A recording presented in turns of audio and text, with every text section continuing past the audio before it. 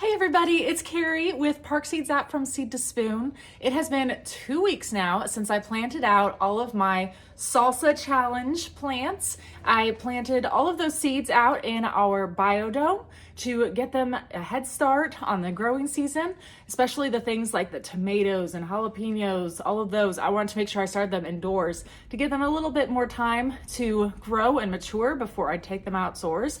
So now it has been 2 weeks and I'll show you how they look.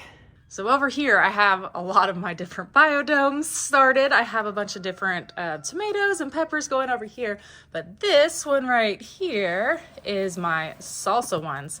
All of these are on a heat mat while they were germinating to help with the germination rate, because things like the tomatoes and peppers can really be helped out by having a heat mat on it. It'll help make it go a lot faster. Otherwise, we might still be waiting for some of these to sprout. So it looks like most everything in here has started to sprout. So now that most everything has sprouted, I'm gonna go ahead and remove this dome right here. So that way I can get the light down lower onto these seedlings to prevent them from becoming leggy. So on here, you'll see I have my tomatoes, my two different types of tomatoes, my two peppers, and then this marigold and basil did super well over here. They came up real fast for me. But my cilantro and chives have yet to come up, and that was a silly mistake by me because we had this on a heat mat. So they aren't gonna germinate well when they are on a heat mat because they're more of a cooler season. So I'm gonna try and, I'm gonna take these off of the heat mat first because they don't need them anymore now that these have germinated.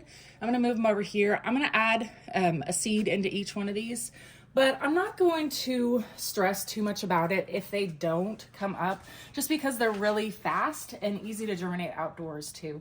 So if they don't come up in here, I'm just gonna direct seed them outdoors where I'm gonna be transplanting all of these and not worry about it. So I'm gonna do all that today.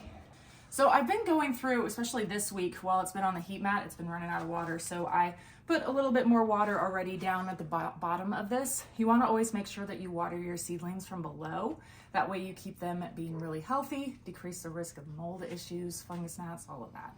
So I'm gonna go through, I'm going to add one more seed into each of these because I'm gonna set them over here.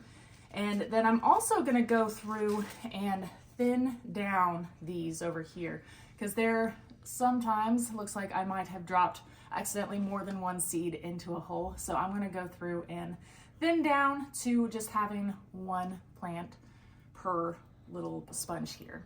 You wanna make sure you do that to have the healthiest plant possible.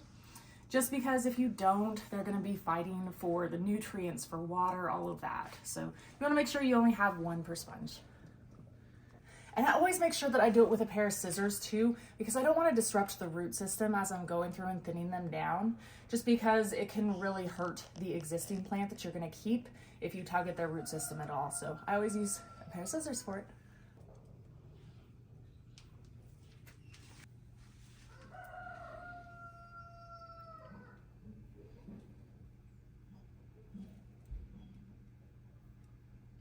And I'm just going through, I'm just spraying the top of the ones that I just planted out, just because I'm not gonna have this dome on anymore, because I'm going to lower this light since everything else has sprouted. So I'm just gonna try and keep these as moist as possible.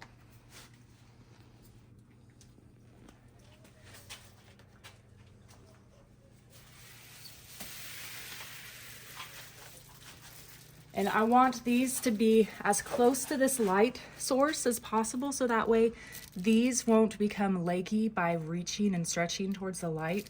So I'm gonna lower these as low as possible. And I absolutely love these little pulleys. They're little adjustable ones. You can go through and adjust the height by making it go up, down.